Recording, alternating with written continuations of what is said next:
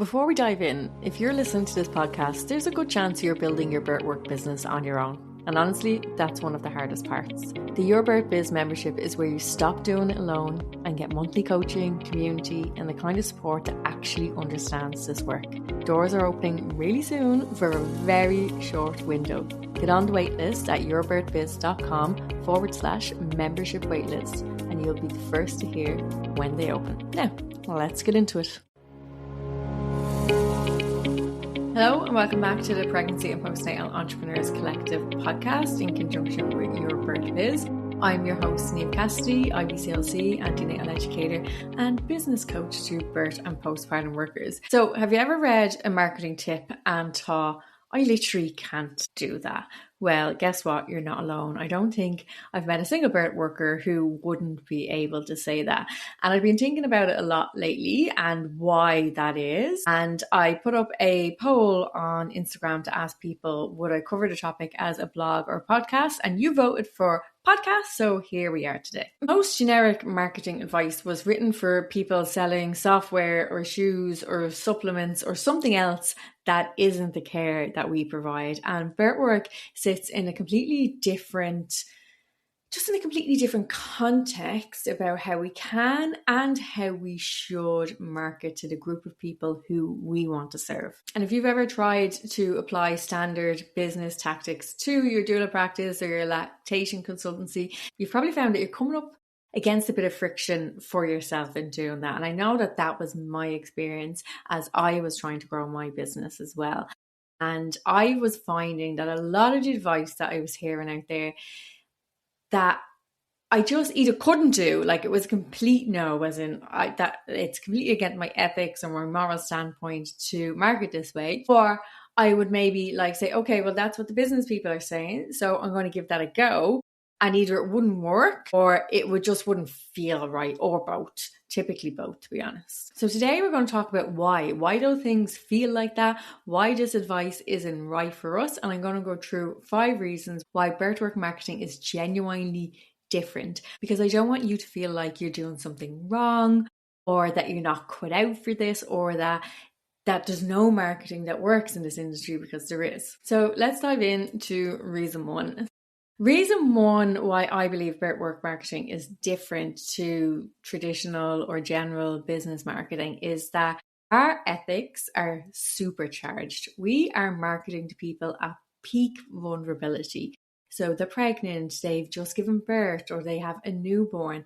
And for me, this makes them a vulnerable person. So I used to work in social care, and we would talk about our clients being vulnerable people. So in our legislation, it talks about people with intellectual disabilities being vulnerable people. But even in social care, we would also include people who were in secure housing or who were in drug addiction as vulnerable people. And I think that pregnant and postpartum families are also vulnerable people. And the emotional stakes are like, they're so different to any other type of service. Like if you're going for a massage or to get your hair cut or something like that, they're all nice things.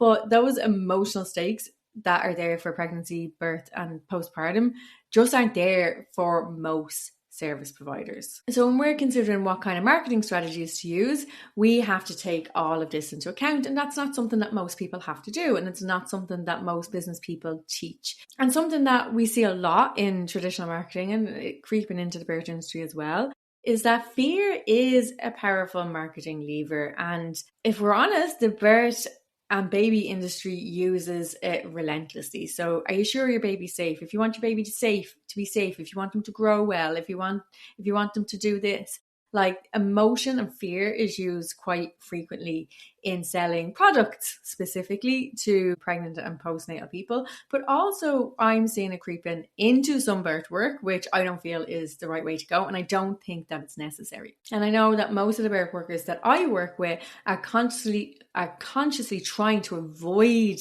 getting into fear-based marketing, which in a way then they're like, well, what else can we use? Because this is something that people talk about so freely, about using those kind of emotional triggers and genuine fear to bring in clients. And not only do I feel that it's not ethically or morally appropriate for us to use fear-based marketing, we also have a lot of other ethics in how we have to market. A lot of us may be subject to the ethical obligations of our qualification that other industries simply don't have. So, for example, in being a lactation consultant, adhering to the WHO code of the marketing of breastfeed substitutes, and then other, doula associations and different organizations will have codes in way that they expect their members to behave or not behave. And that's really appropriate as far as I'm concerned,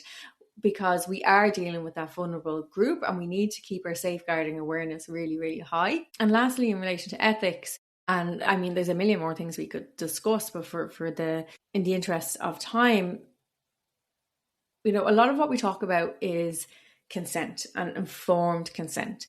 And we build our professional ethos around around pregnant and postnatal people being able to make their autonomous decisions with appropriate information. And that doesn't really match up with kind of fear or persuasion based marketing, where you're trying to sway someone into something that maybe they don't want or need. So the result is that we're playing a game with one hand tied behind our back. So we're trying to do all of this marketing stuff, but some of the stuff just isn't appropriate for our industry. And that's the right thing for us to do. The right thing for us to do is to not employ these tactics. But it is important that we acknowledge that marketing in this space is more challenging for these reasons. So the second reason is that connection is everything. Now, all of traditional marketing will talk about building a connection with potential customers or with clients. So it's not different in the fact that connection is important, but the level of connection that is necessary for us is on a completely different level. So if someone wants to buy a product, they might connect with the influencer and think, oh, they've recommended some good things before, I'll take their recommendation. Or they might identify with the person. They might feel like, well, I'm in the same age group as her, so therefore I might buy that product. And they might be buying on personality, or they might be buying on the promised results. But in the work that we do, people aren't just buying a product, or they're not just choosing a service, again, like maybe getting your sink fixed or your hair done. They're choosing a person to be present or involved in or support them with some of the most intimate and significant moments of their life.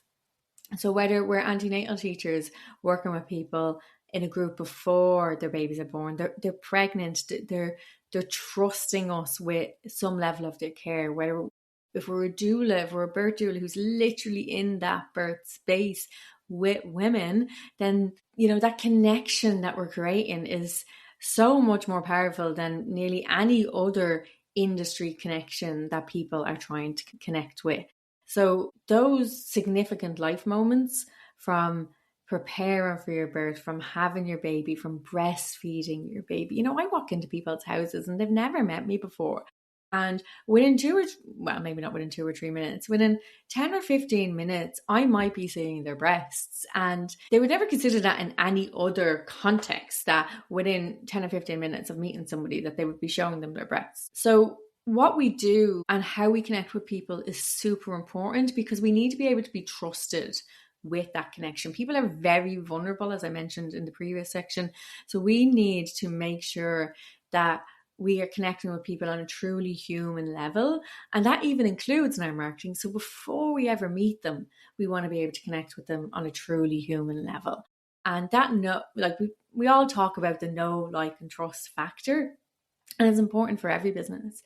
But for us, it's really dialed in to the maximum. Like, it's just so important that people feel connected to us if they're going to choose us to be that person with them during these vulnerable times. And not only does it help with that choice, I feel that it's imperative that we're willing to give of ourselves, so that people can feel that connection and feel that there are people out there who they can trust, who will be part of their space, their worlds, their family space. So this really means that when when we're looking for new clients, when we're creating our content, whatever that may be, that it can't just be informational.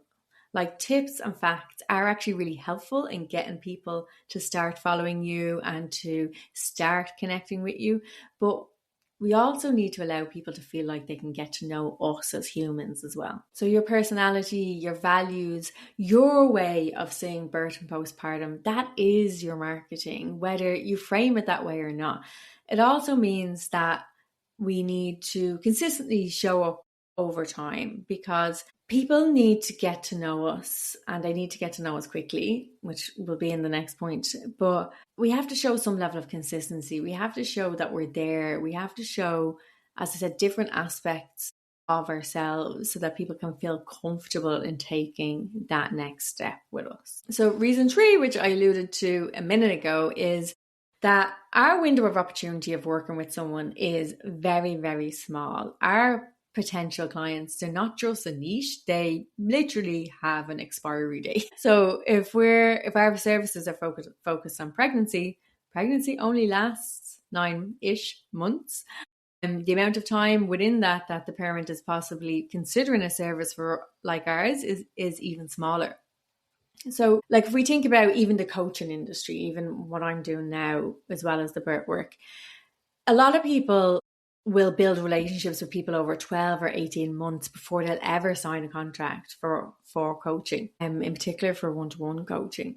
Whereas in the work that we have to do, we're trying to get people in a really short space of time. Like that window is really, really tiny that we have to get them to know, like, and trust us and to want to work with us. So the time to reach our potential clients, build trust with them, get the inquiry, book them in, and actually deliver our service is really, really short. And it also means that we're in a constant cycle of finding new clients, because unlike a gym or a therapist or a hairdresser, most clients don't stay forever. And yes, we might get some repeat clients. They might come back on future babies, or depending on how we have our services, we might serve them in pregnancy and then for a period postpartum. But for the most part, we are we're replacing our clients all the time, because when that baby is born, our job is done. So we're looking for new clients all the time, or when that baby starts feeding effectively, that job is done. And all of this puts real pressure on our visibility, because we need people to find us generally somewhere in early to mid pregnancy to really get enough time to get them to book in whatever our typical service may be, or in the late pregnancy period if we're a postpartum service. But we're trying to get them as early as possible so that we have more time to build up that know, like, and trust factor. So reason 4 is that the buying competition is fierce. And I don't mean that we're in competition with each other, because if you know me at all, you know I talk about community over competition, and I do believe that there is genuinely enough pregnant people out there for the amount of birth workers that are available. But what I do mean is that expectant and new parents are one of the most heavily marketed groups on the planet. The baby product industry is enormous, and it's selling like real tangible things that people can see outside. So the pram or the monitor or all the 10,000 gadgets to help your baby sleep that you can get on Amazon. They're things that people, they're told, this will help you, this will make you a better parent, this will make your life easier. So all the things that they're afraid of. So parents are afraid of not being able to sleep. They're afraid of their baby getting wind. They're afraid of their baby not being safe. So there's a lot of marketing around all of these gadgets that are going to help your baby sleep. The pram that's going to be the most comfortable pram for your baby and the safest pram for your baby. So these are all things that are tangible, and the parents can say, I've got the pram, I've got the noise machine, I've got the rocker, and they can tick them off a list and say, okay, and they can see them there in their spare room waiting to get used, and they can feel like they've done something, like it's really, really tangible. Whereas what we are providing is a lot less tangible. So, our support, our knowledge, our presence, being with them, that's much harder to sell in a crowded market to a group who are being bombarded with ads and with information around all of these things they're supposed to do to make their babies safe or their life easier. Because they're being constantly told that they must have this before the baby arrives. And in mainstream marketing culture discussion, professional support rarely makes that list. I have a post that I put out every few months, and it says something along the lines of parents need support, not stuff. So I am trying to champion that line that parents need support, not stuff. But at the moment, those big marketing budgets of the baby industry are a lot louder than me, and they're selling stuff. And nearly everyone's budget is finite, to an extent. And budget fatigue is real. And by the time someone has bought the cot and the car seat and the pram and the noise machine and the blankets and whatever else that is being marketed to them at the moment, the pump, whatever it is, spending on a doula or a lactation consultant or even a private antenatal class can feel like a luxury. Now, when we know it's not, but it can feel like that when people have already all of these outgoings to prepare for their baby. So your marketing has to do the work of helping people understand what they're actually getting by having support or a service from you, and why it matters to them, to their baby, to their family, to their future, more than another gadget it is going to help them. So in that sense, we're coming at it from a different perspective, and it's a little bit harder. It's harder than selling the tangible thing. It's a lot easier to say, this gadget is going to help your baby sleep. Whereas we're coming in and saying, I'm going to give you some gentle support, and, maybe I can hold your baby while you get some sleep. But a gadget seems like, it's a one and done purchase, and it just seems a lot easier to kind of tick off the list. So we are working a lot harder to try and help people understand the benefits of the services that we provide. So the last reason why birthwork marketing is harder, I believe, is because women's work isn't valued, and that's the reality of the world that we're living in. And this is kind of multi-layered. So in the first layer, we have the fact that mothers aren't valued. So postnatal support through public systems in most Western countries is non-existent, and not even through public systems, even through familial systems is non-existent. And the message women receive culturally is that they should cope, bounce back, and just be able to get on with it because everybody else could. And that has done a disservice to women for generations, probably since the Industrial Revolution. And unfortunately, it's probably starting to get a little worse with the rise of tradwife content, with far-right narratives around motherhood. Like, really, in some ways, they're romanticizing motherhood and the value of motherhood, but also at the same time diminishing the actual experience of new mothers and the struggles that they have and the support systems that they have. So with all this tradwife stuff, we're seeing, these lovely, beautiful pictures of these gorgeous families, and the woman is maybe cooking dinner and she's blissful, happy, and she's lovely and skinny, and she's got her makeup on, and she looks good. And people are seeing that and thinking, should that be me? Is that, I'm sitting here in my pajamas and I haven't showered in 3 days, and we've ordered a takeaway for the 7th day in a row. Like, it must be because I'm doing something wrong. And when society is reinforcing that message to women that their struggles aren't real, or that they aren't worthy for support, or it's because they're not good enough, they're not a good enough woman, they're not a good enough mother if they can't do all of these things on their own, then when that's what society is telling these women, it's harder for them to justify spending any money on support because there's this idea that they should be able to do it by themselves. Whereas we know the reality is that in all traditional societies, women were supported by a whole community of other women when they had babies. So nobody was doing it on their own. If we really genuinely wanted to be a trad wife, we'd be having all of this community support. But when the culture is telling the women, and not just the women, but their partners, that, you should be able to do all of this by yourself, the idea of spending money on support can be hard. So then the other layer to this about women not being valued and how it makes marketing harder for us is that birthwork in and of itself is, women's work or care work, with the implication being that it doesn't require skill or training or fair compensation. This idea that all care work should be provided for free.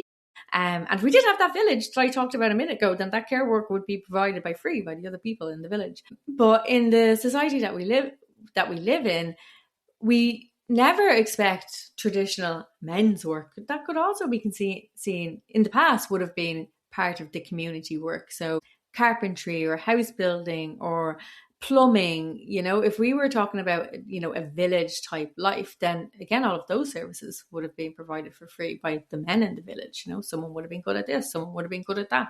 That's what would have happened. Whereas when it comes to roles that are more traditionally women-led, there seems to be this idea that we just shouldn't get paid, or that we should be happy to do it for free. And a lot of that is cultural, because what I'm talking about, that women aren't valued. And then some of it also comes from some of the countries, like, so where I live, where we have a public health system. So there are some services, so like your midwife and your obstetrician is free to the woman. They're not paying directly for it, but the people doing those jobs are getting paid. And a lot of people forget that. And we can see that even within the industry itself, that sometimes, for example, I'll go with this one. So like public lactation consultants, ones who are being paid by the state to be a lactation consultant, can sometimes look down on those of us in private practice for charging that much money for a lactation visit. But they go to work every day and they get paid regardless. They get paid holidays.